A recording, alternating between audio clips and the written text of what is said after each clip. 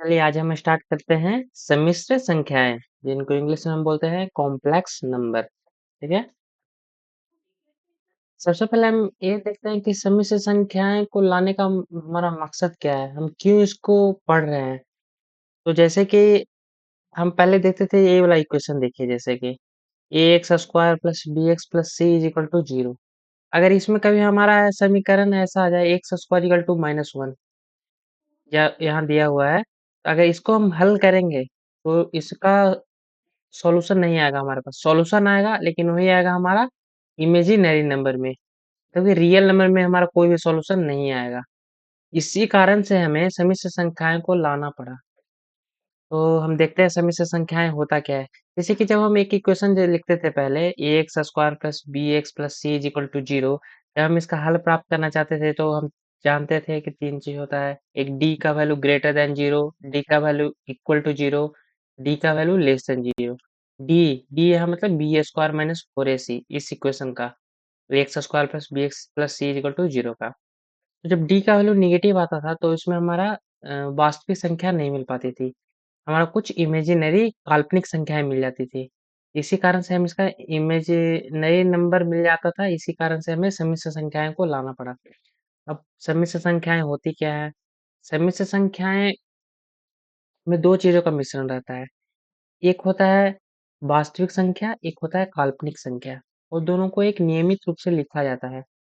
जैसे कि इसके फॉर्म में ए प्लस आई बाई के फॉर्म में, मतलब कि ए प्लस आई भी बोल सकते हैं, एक्स प्लस आई वाई, मतलब कुछ भी टर्म जिसमें एक आई वाला टर्म रहना चाहिए।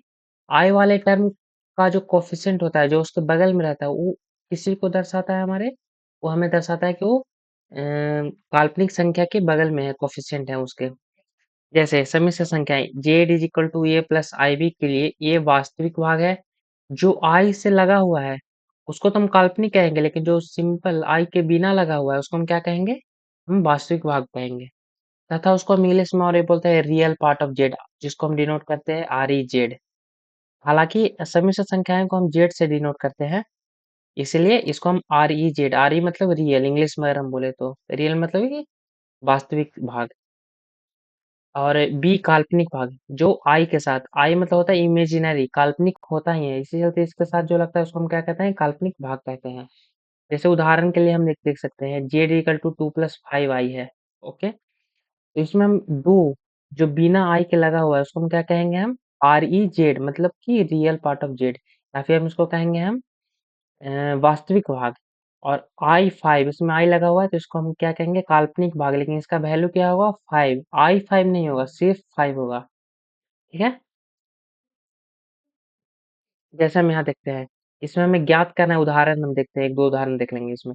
ये पूरा लिखा हुआ है, हमने क्या पढ़ा था कि किसी भी समिश्र संख्याएं को हम किसके टर्म में लिखते हैं, ए प्लस आई बी के टर्म में। एक जिसमें रियल पार्ट होना चाहिए, मतलब कि जो वास्तविक भाग होना चाहिए, एक होना चाहिए काल्पनिक भाग जिसमें आई लगा हुआ है। तो इसको हम हल करते हैं, four x plus i into bracket three x minus y is equal to three plus i times minus six.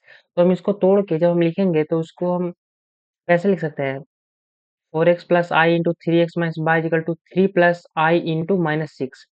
इसको हम एक काम करते हैं, हम हमें क्या निकालना है यहाँ, एक्स और वाई का वास्तविक संख्या है तथा एक्स और वाई ज्ञात कीजिए, एक्स और वाई ज्ञात करें। तो हम एक चीज यहाँ देख रहे हैं कि यहाँ आई वाला जो पार्ट है एक तरफ इधर और एक आई वाला पार्ट इधर।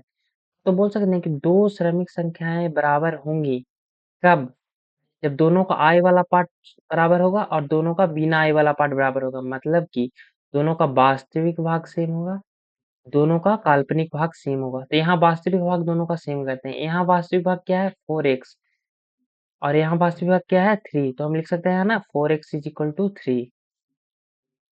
काल्पनिक भाग को हम बराबर करते हैं, और काल्पनिक भाग में क्या है, आई के साथ जो लगा हुआ है थ्री एक्स माइनस वाई, यहाँ आई के साथ क्या लगा हुआ है, माइनस सिक्स। तो हमें लिख सकते हैं three x minus y equal to minus six. अब हम दोनों को सोल्व करेंगे, हल करेंगे, तो हमारा क्या वैल्यू आ जाएगा, यहाँ x equal to three by four, यहाँ फोर नीचे चला जाएगा, यहाँ three x minus y equal to minus six, x की जगह पे हम थ्री बाई फोर पुट करेंगे, वाई का वैल्यू अपने आप आ जाएगा थर्टी थ्री बाई फोर। क्योंकि आप लोग 11 क्लास में पहुंच चुके हैं तो इसका अर्थात ये है कि बहुत ही सिंपल इक्वेशन है, इसको आप आराम से सोल्व भी कर सकते हैं। इसमें हमें जनरली एक्स का वैल्यू निकालना है और इससे आराम से वाई का वैल्यू निकल जाएगा। अब देखते हैं। अब हमने सम्मिश्र संख्याएं तो जान ली कि क्या होता है। अब उसको हम अलजेब्रा ऑफ कॉम्प्लेक्स नंबर मतलब कि हम उसका बीजगणित सीखते हैं। तो उसको जब हम जोड़ेंगे तो क्या होगा, उसको हम घटाएंगे तो क्या होगा, उसको हम मल्टीप्लाई गुणांक करेंगे तो क्या होगा, विभाजन करेंगे तो क्या होगा। तो हम लोगों ने सबसे पहले देखना है दो सम्मिश्र संख्याओं का योग। उसको हम जोड़ेंगे तो क्या होगा, addition of two complex number. जब हम दो सम्मिश्र संख्याओं को जोड़ेंगे तो उसका मतलब है कि जो काल्पनिक भाग रहेगा वो काल्पनिक के साथ जुड़ेगा, जो हमारा रियल भाग रहेगा, जो वास्तविक भाग रहेगा हमारा, वो हमारा सिर्फ वास्तविक के साथ जुड़ेगा। यहाँ देखिए, यदि A Z one equal to A plus I B, Z two equal to C plus I B दो समित संख्याएं हैं, तो Z one plus Z two को योग को निम्नलिखित रूप से परिभाषित किया जाए, तो Z one plus Z two हमने क्या बोला था कि जो रियल पार्ट है, जो हमारा वास्तविक भाग है, उसको हम एक साथ जोड़ेंगे, जो हमारा काल्पनिक भाग है उसको हम एक साथ जोड़ेंगे। तो देखिए, यहाँ वास्तविक भाग ए है, यहाँ वास्तविक भाग सी है, तो हमने Z1 प्लस Z2 किया, यहाँ से Z1 यहाँ से Z2। ये Z1 Z2 क्या है, हमारा समिन संख्या है। जब हम दोनों को जोड़े तो हमारा क्या आ गया, A प्लस सी एक साथ आ गया वास्तविक भाग, प्लस आई आ जाएगा कॉमन है दोनों में समान है तो एक साथ निकल जाएगा बाहर, और B plus d, i b plus i d एक साथ करेंगे तो आई कॉमन आ जाएगा B प्लस डी, जो कि फिर से एक समिन संख्याएं हैं। तो कहीं ना कहीं आपको अगर कहीं एग्जाम में या कहीं भी एक पूछ ले कि अगर हम दो समीन संख्याओं को जोड़ते हैं तो क्या तीसरा भी हमारा समीन संख्या ही आएगा, तो हाँ आएगी। ये बात आपको याद रख लेना, ठीक है। जैसे उदाहरण के लिए अब ए बी सी डी से उतना समझ नहीं पाता है, तो आप देखिए रियल नंबर से फिर जो नंबर हम एग्जिस्ट करता है उससे हम देख लेते हैं। 2 + 3i प्लस -6 + 5i। एक चीज, हाँ यहाँ -6 लिखा हुआ तो इससे गड़बड़ाने की जरूरत नहीं है, क्योंकि हमने देखा था यहाँ भी प्लस होता है, यहाँ भी प्लस होता है, यहाँ भी प्लस होता है, यहाँ भी प्लस। मतलब कि जो अगर आपका माइनस में हुआ तो माइनस में लिखना है, प्लस में आया तो प्लस में लिखना है, कोई दिक्कत है नहीं। तो हम यहाँ दोनों को ऐड करते हैं, दोनों को योग्य करते हैं। 2 के साथ क्या ऐड होगा, +6 नहीं -6 टोटल ऐड हो जाएगा, ठीक है। तो 2 - 6 प्लस इमेजिनरी, इसमें जो काल्पनिक भाग क्या है, i×3 प्लस i×5। ये दोनों का क्या जोड़ लेंगे तो होगा, i कॉमन आ जाएगा, 3 + 5 8i, -4 + 8i। फिर से देखिए, दो समीन संख्याएं जोड़े, हमारा रिजल्ट आया गया, हमारा आंसर भी आया, समीन संख्याएं ही आई, ठीक है। तो समीन संख्याओं को योग निम्नलिखित प्रगुणों से संतुष्ट करते हैं। ये सब आप लोगों ने 1 2 शायद 3 या 4 क्लास में पढ़ा होगा कि हम दो चीजों का योग ऐसे हम कर सकते हैं, ठीक है। त्वरक नियम भी पढ़ा होगा आपने, क्रम विनय नियम भी पढ़ा होगा, साहचर्य नियम भी पढ़ा होगा। ये सब आप लोगों ने पहले पढ़ा है, ये कुछ ज्यादा हार्ड चीज है नहीं, ठीक है। दो समीन संख्याओं का अंतर। अब हमने ऐड तो पढ़ लिया, योग पढ़ लिया, अब हम उसका अंतर समझते हैं कि दो समीन संख्याओं का अंतर क्या होगा। तो देखिए, जैसे हम लोगों ने जोड़ किया था, जैसे हम लोगों ने योग किया था दो समीन संख्याओं का, वैसे ही हमारा इसका अंतर भी पता कर सकते हैं। जैसे कि रियल को रियल के साथ, इमेजिनरी को इमेजिनरी के साथ, मतलब कि काल्पनिक को काल्पनिक के साथ, और जो रियल पार्ट है उसको रियल के साथ ही हम करेंगे। देखिए जैसे Z1 - Z2 इक्वल टू हम कर सकते हैं Z1 + -Z2। हम Z1 और -Z2 को ऐड कर रहे हैं, जोड़ रहे हैं, सेम टू सेम पहले जैसा ही हुआ। जैसे कि 6 + 3i माइनस 2 - i है, तो इसको हम पहले जैसा ही अरेंज कर लेते हैं, 6 + 3i प्लस -2 + i, यहाँ माइनस को कॉमन लेंगे ना, तो यहाँ आ जाएगा हमारा -2 - i, और दोनों को जैसे ऐड करते थे हम वैसे ऐड कर देंगे तो हमारा निकल जाएगा।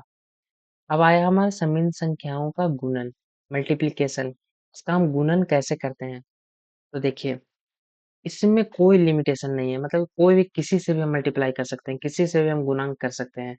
मतलब कि वास्तविक को काल्पनिक के साथ भी, काल्पनिक को वास्तविक के साथ भी, काल्पनिक को काल्पनिक के साथ, वास्तविक को वास्तविक के साथ, जैसा मन चाहे वैसा हम इसको कर सकते हैं। इसमें कोई रोक टोक नहीं है। जैसे हमारा एडिशन और सब्ट्रैक्शन में होता था, मतलब कि योग्य और अंतर में होता था, इसमें कुछ नहीं। जैसे यहाँ देखिए, 3 + i5 प्लस इंटू 2 + 6i, दोनों कॉमा कॉमा ब्रैकेट ब्रैकेट में दिया हुआ है, हम ऐड करते हैं, ऐड नहीं मतलब कि इसका हम गुणांक करते हैं। तो देखिए कैसे करें, 3 × 2 वास्तविक को वास्तविक के साथ किया हमने, ठीक है? अब plus i into 5 plus i into 6। अब कहेंगे कि भाई -5 इंटू 6 कैसे होगा? तो इसको हम आगे जाके पढ़ेंगे। ये जो आई इंटू आई होता है वो आई स्क्वायर होता है और आई स्क्वायर का वैल्यू होता है हमारा -1। इसी के कारण हम इमेजिनरी नंबर लाए थे, हमने पहले भी बताया था। -1 का वैल्यू हम नहीं निकाल पाते हैं रूट में, तो इसी कारण से हम इमेजिनरी नंबर एक लाए थे आई, आयोटा के फॉर्म में। तो इसको हम आगे में बात करेंगे, लेकिन यहाँ देखिए 3 इंटू 2 रियल को रियल के साथ किए, आई इंटू 5 इंटू आई इंटू 6, 5 इंटू 6 30 और आई इंटू आई -1। तो काल्पनिक को काल्पनिक के साथ किए तो -5 इंटू 6 आ गया, प्लस आई इंटू 5 इंटू 2 करो और प्लस आई इंटू 6 इंटू 3 करो।